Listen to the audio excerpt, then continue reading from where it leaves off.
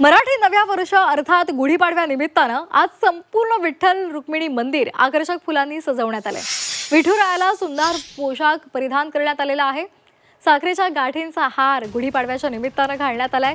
राज्याच्या कानाकोपऱ्यात विठुरायाचं आणि रुक्मिणी मातेचं दर्शन घेण्यासाठी हजारो भाविकांनी पंढरपुरात गर्दी केली आहे। तर तिथला आढावा घेतला आमचे प्रतिनिधी सचिन कसबे यांनी। पाहूयात।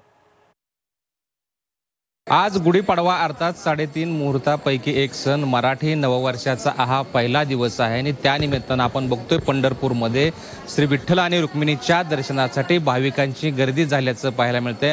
आपण बघतोय विठुरायाच्या पदस्पर्श दर्शनाची ही रांग आहे आणि विठुरायाचं पदस्पर्श दर्शन घेण्यासाठी हे भाविक आता पुढे निघालेले आहेत। आज या गुढीपाडव्याच्या दिवशी विठुरायाला सुद्धा सुंदर असा पोशाख करण्यात आलेला आहे। गुढीपाडव्याच्या निमित्तानं विठुरायाच्या गळ्यामध्ये फुलांच्या हारासोबतच साखरेच्या गाठीचा हार सुद्धा परिधान करण्यात आलेला आहे आणि ह्या नववर्षाच्या सणानिमित्त पंढरपूरचं हे सर्व विठ्ठल रुक्मिणी मंदिर सुंदर अशा आकर्षक फुलांनी सजवण्यात आलेलं आहे। रांजणगाव येथील विठ्ठलाचे भक्त नानासाहेब पासुंदरकर यांनी ही सुंदर सजावट केलेली आहे। गुलाब असेल, अष्टर असेल, झेंडू असेल, सेवंती असेल, जिप्सी असेल, अशा वेगवेगळ्या फुलांनी हे मंदिर सजवण्यात आलेलं आहे आणि आज नववर्षाचा पहिला दिवस असल्यामुळे हे सर्व भाविक विठुरायाचं आणि रुक्मिणी मातेचं दर्शन घेण्यासाठी पंढरपूरमध्ये राज्याच्या विविध कानाकोपऱ्यातून दाखल झाले आहेत।